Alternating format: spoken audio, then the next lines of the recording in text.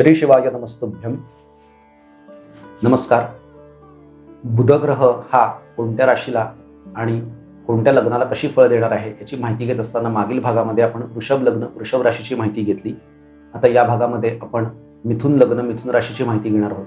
ज्या जातकांच्या पत्रिकेत कुंडलीच्या प्रथम स्थानात 3 हा आकडा येत असेल अथवा चंद्र जिथे स्थित आहे तिथे 3 हा आकडा आलेला असेल तर तुमचे लग्न हे मिथुन आहे अथवा तुमची चंद्र राशी मिथुन आहे.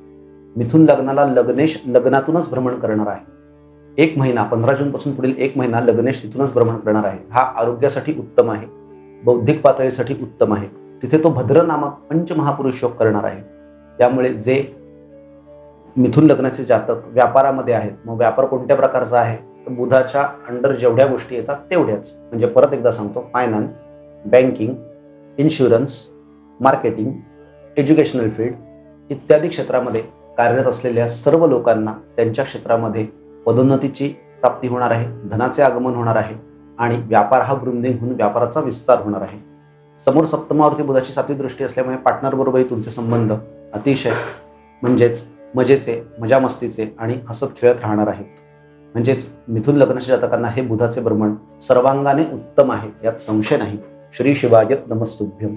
जर तुम्हाला हा व्हिडिओ आवडला असेल तर चॅनलला तुम्ही सबस्क्राईब करा, व्हिडिओजला लाईक करा आणि बेल आयकॉनवरील बटन दाबा. बेल आयकॉनवरील बटन दाबल्याने येणाऱ्या नवीन व्हिडिओंविषयी माहिती मिळेल आणि आपले ज्ञानवर्धन होईल. श्री शिवाय नमस्तुभ्यम.